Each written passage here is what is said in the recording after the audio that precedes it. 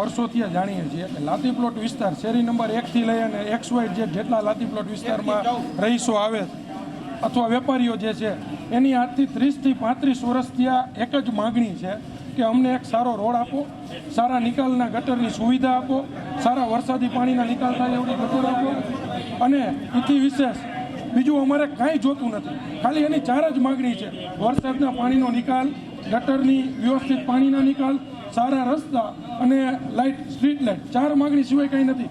પરંતુ જ્યારે લાતી પ્લોટના વિસ્તારને અમે મળ્યા, રહીશો વેપારીઓને મળ્યા, ત્યારે એમને કીધું કે અમે અત્યાર સુધીમાં 1000થી વધારે અરજીઓ કરી દીધેલી છે, છતાં પણ કામની અંદર ટકાવારી 0 છે. કોઈ કામ થતું નથી, કોઈ વેપારીને ગણના કરવામાં આવતી નથી. એટલે છેલ્લે તો અમે એ પૂછ્યું કે આ લાતી પ્લોટ વિસ્તાર રહ્યો એ મોરબીમાં આવે છે. અમે નકશો મગાવીને ચેક કર્યું કે આ મોરબીમાં આવે છે, આ ગુજરાતમાં આવે છે, આ ઇન્ડિયામાં આવે છે કે આ પાકિસ્તાનમાં આવે. કાંઈ જડતું નથી. અહીંના વેપારી યારે અહીંના રહીશો યારે આ સરકાર પાકિસ્તાનમાં લાતી પ્લોટ વિસ્તાર આવતો હોય ને એવું વર્તન કરે છે. અમારી પહેલી માગણી વેપારી થકી અને અમારી વિરોધ પક્ષ તરીકે એટલી છે કે સૌ પ્રથમ વધીને અઠવાડિયાની અંદર લાતી પ્લોટ વિસ્તારના જે કાંઈ પણ રસ્તાઓની અંદર ગટરના પાણી ભરાણા છે, વરસાદના પાણી ભરાણા છે, એ પાણીના તાત્કાલિક નિકાલ કરવામાં આવે.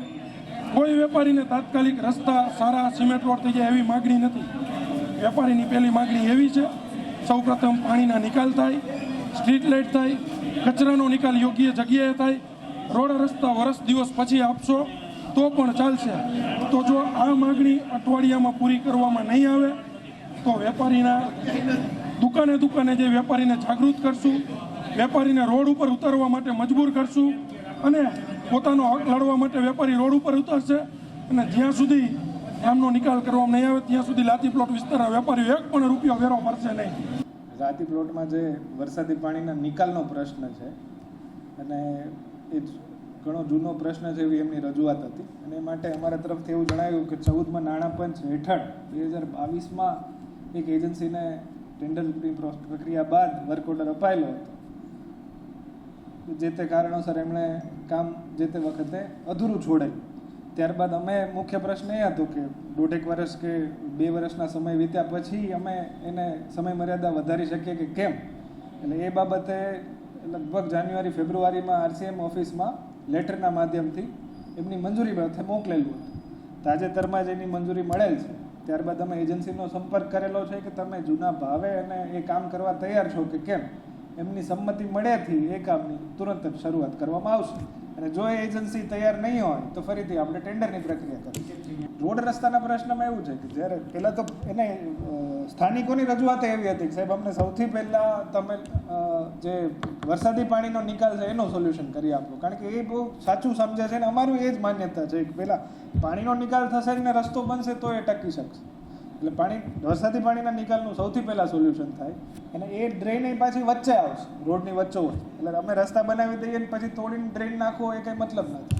એટલે પહેલાં વરસાદી પાણીની જે નિકાલની પાઇપલાઇન છે એ નખાઈ જાય, ત્યારબાદ આગળ રસ્તાના કામો શરૂ થાય. આ બધી એમની ફરિયાદો હતી એટલે અત્યારે સ્ટાફને ત્યાં મોકલ્યા છે. અને જે એ પણ સૂચના આપી છે કે ભાઈ આજ પૂરતું ના થાય, જે પણ સફાઈ થાય છે એ કાયમી રીતે રેગ્યુલર જે પણ એમના રૂટીન મુજબ થતું રહેવું જોઈએ. બીજું એમની અગત્યની રજૂઆત એવી હતી કે જે પાણી ભરાયું છે તે DDTનો પણ છંટકાવ કરવામાં આવે તે માટે પણ ત્યાં સૂચના આપી છે કે મેલેથિયોન પાવડરનું તાત્કાલિક ત્યાં છાંટી શકે.